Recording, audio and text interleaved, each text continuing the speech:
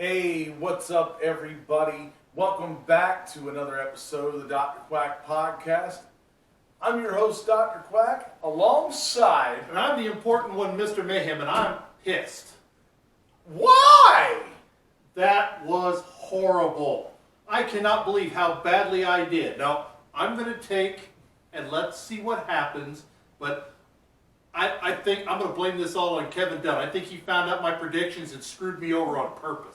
Yeah, for the record, I went 5-1. 5 wins, 1 loss. And how many wins did you have? 1 in 5. Yes, and we both lost the same one, which was very shocking to both of us. You know, I want to ask you, though, so you got to see this entire pay-per-view. What was the best thing out of it? Even though the match, I still think they booked it incorrectly, was the Drew McIntyre-Roman Reigns. That was a great storytelling match. It was not, let's just throw everything against the wall and see what sticks. You could see the story. You could see the progression. You could see the back and forth. That was excellent storytelling. Yeah, and for me, the good on this, and this is where I think, you know, on that scale of 1 in 5, we didn't give you that half point because you called this. Lana ended up winning the Survivor Series as the sole survivor. I felt like that was a great, heartfelt ending that a lot of people loved. I mean, I was reading a lot on Facebook, you know, that people love the fact that after getting thrown through tables for 9 weeks straight or whatever, she came out on top as the victor. Americans do love underdogs. They do, and you know, it was a great match. So, okay, that was the good. What about the bad? What was the worst thing you saw on that card?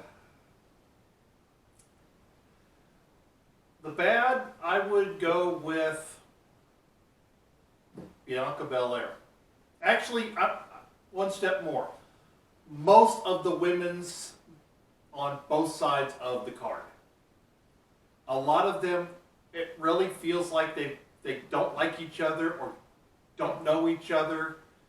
Bianca Belair, my big heartburn on her was she is Chris Masters, she is Naomi, she's got a great physique. I don't think she's that talented. Yeah, I mean, my bad on this was kind of wild to me. The Raw Survivor Series team swept the SmackDown. That's my ugly. That is your ugly. See, that's my bad. And I'm just like, okay, I expected Raw to win this, like I said, but I expected SmackDown to put up some sort of fight. At least a couple people would have gotten eliminated somehow. Yeah, that was ugly, and I'm one of those, I do not jump to, oh, this is the worst thing ever. I know that there is storytelling, there's plans, there's future plans. I understood Seth Rollins sacrificing himself, to use his term, because he's getting ready to take some time off. The baby either is due really soon or is about due now. Yeah, I know he's taking some time off. I expected that. The rest of that, the way the storytelling goes, I think Vince swerved us all. Yeah, he got us pretty bad on that. My ugly, though, I loved it, but it's still ugly in my opinion. The Gobbledygooker winning the 24/7 championship. Really? The biggest rib in all of professional wrestling has had a WWE championship. I'm going to go with the good on that. I'm going to do it for one simple reason. They did, yes, the Gobbledygooker and the Undertaker appeared on the same show. So they should have appeared again on the same show, which kudos to Vince McMahon for giving the Undertaker. Yeah, it should have happened in Dallas. I've seen a lot of people, it should have happened in front of a crowd in Dallas, but given the certain circumstances we have today, it was still great to let the Undertaker go out and say it in his own words and have 15, 16 people come out. Yeah, I think it was 19, yeah. But I'm going with the good on the Gobbledygooker. Vince McMahon is a marketing genius. We're talking about a character that never really wrestled any kind of matches. He came out and took a couple of bumps and embarrassed Mean Gene. We still talk about him 30 years later, and he got a title win in his first match. Yeah, that was incredible. And you were talking about The Undertaker. That was a sight to see. I mean, I've been watching social media today, and I've just seen it all over my news feed from wrestling fans and non-wrestling fans how much respect The Undertaker really had in this business, still has. And it's well deserved. Well deserved. So, and this is being recorded before Monday Night Raw tonight. Yeah, I said Monday Night Raw because I'm old school. What do you think's going to happen in the next week? Storyline. SmackDown's coming up as well on Friday. So, what are your predictions? Anything?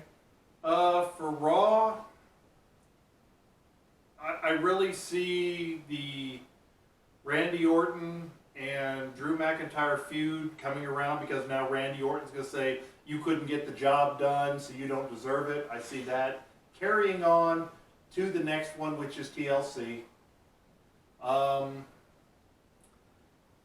really don't see much else coming out of it because while I predicted most of the picks wrong, they didn't lose credibility. Well, sans Asuka, but that's because I just cannot stand Bacharella. Yeah, I was amazed to see her lose that match. I mean, the big thing, I'm waiting to see what the captain's going to do there, AJ Styles. He's going to try and get himself in some kind of title picture. Yeah, I can definitely see that. There's going to be a big celebration tonight, and I'm sure a big chewing coming on SmackDown, considering their teams. Yes. I'm interested to see where they try and go. Yes, I understand they have a plan somewhere, but you usually don't bury your 5 of your 6 top guys in one match. And I don't know if it's a bury yet, but we'll find out. Yeah, I definitely am looking forward to watching that tonight and Friday as well.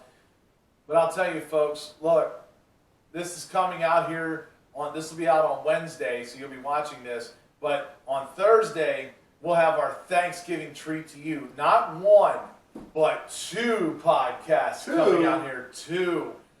It's our Thanksgiving tradition. Did you film one while I was asleep or something? Oh, you just have to watch and find out. So stay tuned for that, folks. I guess I need to change the locks on my house. You should. Thursday at noon, it'll start. 12:30 will be the other video as well. Make sure you check those out. I'm Dr. Quack. And I'm the important one, Mr. Mayhem, telling you all, be safe this holiday season and go eat some turkey, and I'm out.